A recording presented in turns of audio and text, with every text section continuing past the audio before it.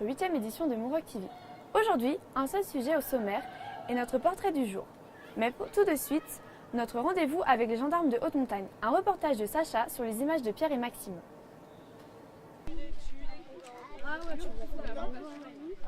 Oui, chaque fois il est course.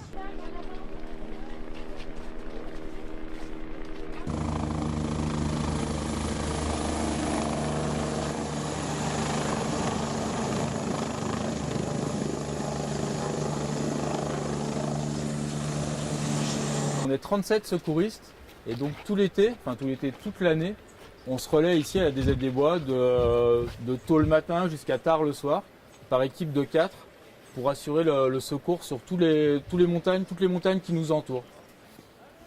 Donc on va rentrer à l'intérieur de notre local et je vais vous présenter un peu le matériel et puis la formation qu'on suit pour devenir gendarme secouriste. Et nous à Chamonix, au niveau de l'alpinisme, c'est quand même quelque chose qui est super renommé dans le monde entier. Il y a des guides, des alpinistes de partout dans le monde qui viennent passer leur été à Chamonix.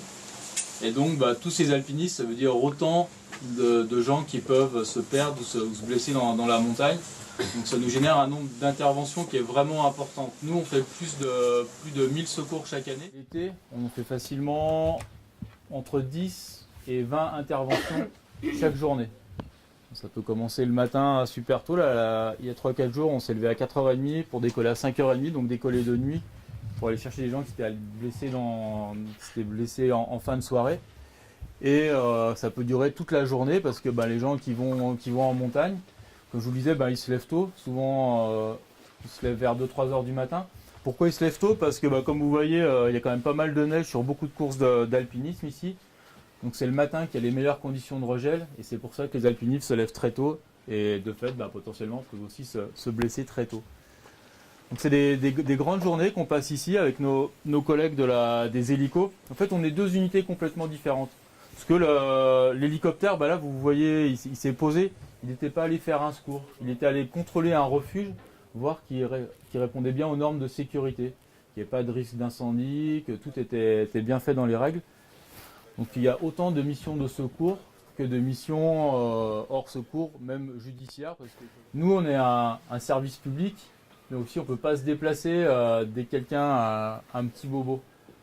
Parce que ce qu'on se dit, c'est qu'il peut toujours y avoir quelque chose de beaucoup plus grave après. Et si on commence à se disperser, à récupérer tous les gens fatigués dans le massif, on va travailler 24 heures sur 24 et ce ne sera pas suffisant. Donc c'est le médecin, dans un premier temps, qui décide s'il y a vraiment un besoin urgent de l'hélicoptère. Donc, comme je vous l'ai dit, la plupart des blessures, ça va être quelque chose qu'on traite avec les attelles à dépression, les choses rouges derrière vous. Je vais vous montrer comment ça marche là. À l'arrivée, il va faire une piqûre, mettre un antidouleur. Et après, nous, pour l'emmener à l'hôpital, on va lui mettre là donc le bras dans ce que je vous appelais cette attelle à dépression. Je pose ton bras doucement. Bon, ça c'est quelque chose pour une jambe. Non, ça fait pas mal, mais c'est le même principe. C'est tout mou. Après, en fait, on aspire le vide, il y a des petites billes. Et là c'est beaucoup plus dur. Vous voyez? Maintenant, c'est quelque chose qui s'est durci. Et donc, juste grâce à ça, on va pas le laisser debout, on va l'allonger, le mettre dans un brancard pour que ce soit plus confortable pour lui. Mais on pourra le transporter beaucoup plus confortablement vers l'hôpital. Voilà. L'hélicoptère, ça s'appelle un EC-145. Ah ouais. On voit que c'est un hélico qui est quand même assez gros. Avant on avait une alouette. Et dans l'alouette, pour vous dire, en fait, quand on avait enlevé le pilote, le mécano, derrière nous on avait 1 mètre. Alors quand ils nous ont sorti cet hélico là au début des années 2000, ça nous a vraiment changé la vie. On voit qu'on a vraiment une grande place là sur le côté. Là, il peut traiter des blessures, il peut remettre des médicaments si la personne en a besoin. Et donc ça lui offre un petit espace de travail et il peut continuer à médicaliser. Avec ces mousquetons là, c'est pas mal de matériel d'alpinisme. Donc il y en a 2. C'est parce que quand on descend toujours tout seul parce que le pilote a pas encore tous ses repères quand il nous amène. Il peut y avoir du vent. Et il y aura dans un premier temps qu'un seul secouriste qui ira auprès des gens. Et après, le reste de l'équipe, elle arrivera. Donc on s'accroche à ça. le bras il sort. Vous imaginez bien qu'il me descend là, en fait ça va être compliqué pour moi de passer entre là et là. Donc le bras il s'ouvre, ça permet en fait aux secouristes de se retrouver là. Et après on descend pile à l'endroit où sont les gens. Et après une fois qu'on a pu s'occuper d'eux, qu'on les a soignés, que le médecin a fait son job, en fait on accroche tout le monde et on va remonter.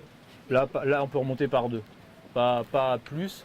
Donc un alpiniste sur chaque un secouriste et puis un blessé sur chacune de ces longes. Et en fait on va remonter tout le monde à l'intérieur. Il peut y avoir du vent, il peut y avoir des fois des nuages qui sont compliqués pour la visibilité. Donc c'est plus simple s'il y a une seule personne. Ça paraît peut-être un peu fou parce qu'on voit un hélico comme ça, c'est quelque chose de super massif. Moi à côté on se dit c'est pas 70 kg qui vont changer grand chose, 70 ou 200 kg. Mais c'est vraiment très sensible pour le vol en montagne.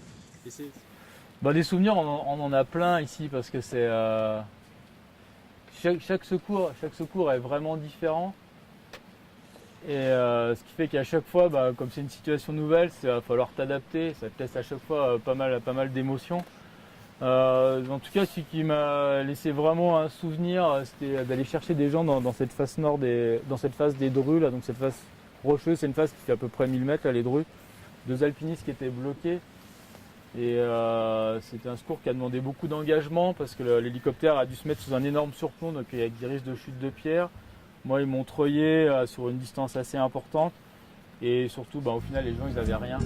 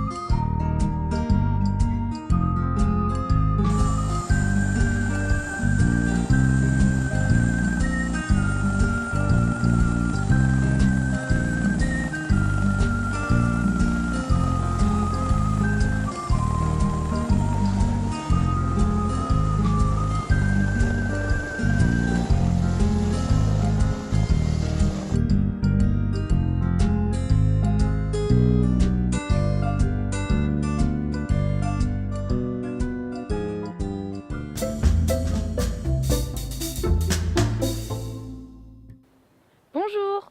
Bonjour. Peux-tu te présenter? Oui, alors je m'appelle Anastasia, j'ai 26 ans et je suis animatrice. Quel est ton rôle dans la colo? Alors mon rôle, c'est d'accompagner les enfants, d'animer les différentes activités dans le centre et en dehors du centre, de veiller à leur sécurité, enfin voilà, plein de choses. Et ça te plaît? Oui, ça me plaît énormément. Que fais-tu en dehors de la colo? En dehors de la colo, je travaille également avec les enfants puisque je suis enseignante d'anglais dans un collège des Hauts-de-France. Merci beaucoup. De rien. Au revoir. Au revoir. Merci de nous avoir suivis une nouvelle fois.